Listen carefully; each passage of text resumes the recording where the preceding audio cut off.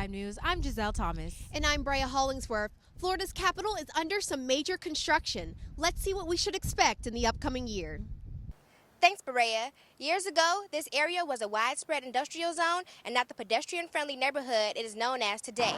However, with the new developments added to Gain Street, such as the student living complexes, upscale condos, beautiful lofts, as well as many eateries and establishments, it has reinvented itself to be an urban atmosphere that all citizens of the city, young or old, can enjoy. Citizens also look forward to a new Publix and Marriott hotel being built soon. As always, we will keep you updated on this story. I'm Lyric Porter.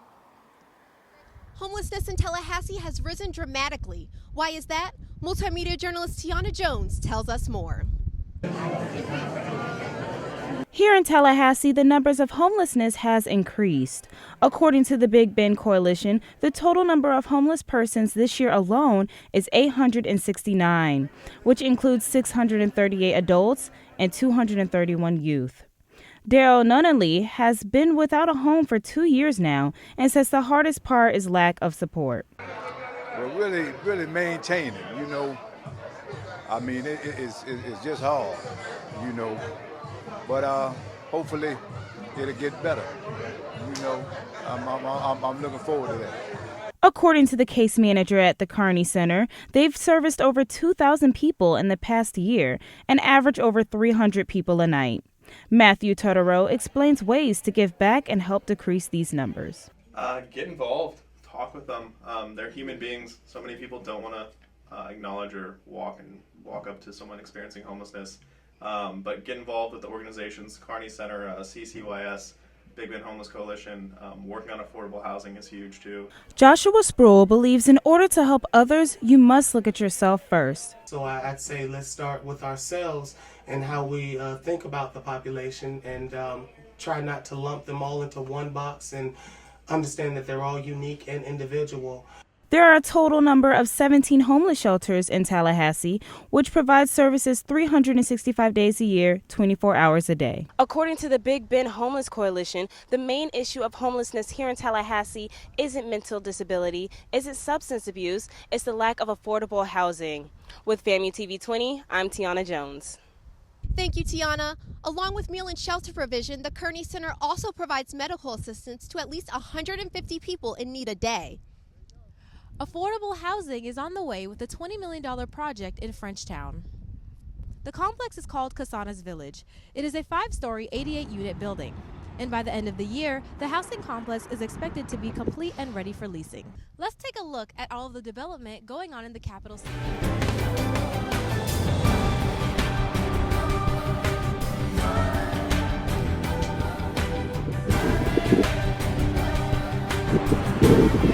I think it's safe to say that Tallahassee is working on the needs of the people. I'd say so myself, Brea.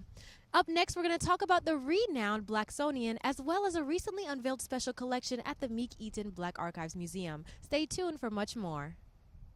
The National Museum of African American History, or otherwise known as the Blacksonian, has recently surpassed its 1 million mark of visitors. A chance to walk through this museum is scarce. As a matter of fact, if you plan on taking a trip to this museum over the summer, then you should probably keep your eye open for an upcoming ticket. And now we have Lyric Porter at Tallahassee's own Meek Eaton Black Archive Museum. Lyric? Yes, Brea. Clinton Bird has revealed an African Montague collection here at the Meek Eaton Black Archives Museum. This is a collection that was fought long and hard for, and it entails over 2,000 African-authored books and film dating back to the early 1920s. Again, I'm Lyric Porter. Tallahassee has just held the Harambe Festival right here at Cascade Park. The festival's mission is to inspire unity in the community. Vendors, cultural art, dance, spoken word, and many more entertaining festivities took place. The main thing is, if you're going to move ahead as a united people, if you do not know of your culture, or if you know of it but choose to disregard it, if you don't embrace your culture, you're going to find that we're going to continue to find these difficult obstacles that we experience on a daily basis as a people. The Harambe Festival is a good time to spend a day of cultural appreciation. The fight for clean water at the North Dakota Access Pipeline has changed dramatically since the new administration of President Trump. The final protest campers have left from the area after being advised to leave from the Bureau of Indian Affairs. The BIA told protesters that it is better to go home on their own terms rather than be found trespassing. North Dakota is to receive more than the $100 million in tax revenue yearly due to the pipeline. The right to protest has been exercised abundantly throughout the past year. The several demonstrations that have taken place this year alone has many people wondering if a divided America will ever come to a common accord. The United States is a growing melting pot of cultures and differences. Let's take a short break to see the diversity.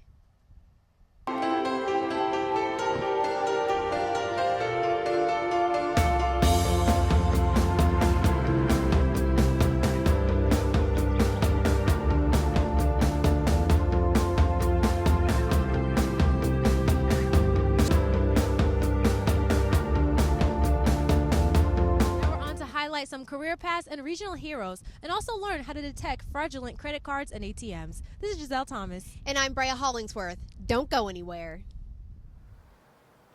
I'm standing in front of a spot where usual credit card scams take place, a local gas station. Over the years, fraudulent ATM, password keypads, and bank card scanners have been used in the process of identity theft. To detect these fraudulent devices and to make sure that you are safe, you can tamper with the device to make sure that it isn't loose and that it doesn't move, and you can also be very observant before you slide your bank card into the machine. I'm Lyric Porter. There has been a rise in entrepreneurship among young professionals.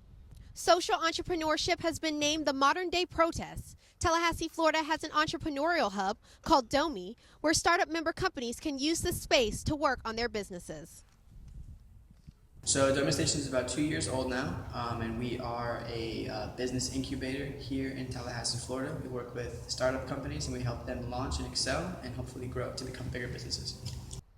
Centers like the DOMI Station have a theme of being located in metropolitan areas. The DOMI Station is located right here in the Railroad Square area. You never know the hero next door. Who we play for is a Tallahassee-based nonprofit organization that conducts affordable heart screenings for grade school athletes. The founders and operators have all had experiences where a loved one has died from a heart failure that could have been preventable.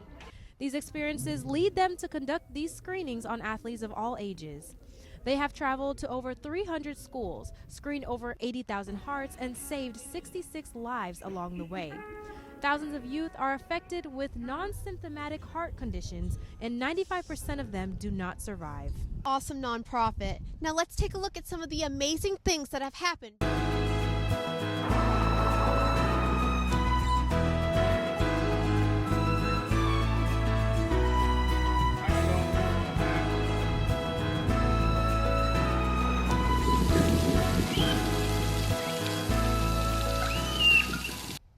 Thank you for choosing us. I'm Brea Hollingsworth. And I'm Giselle Thomas. Thank you for watching Paradigm News.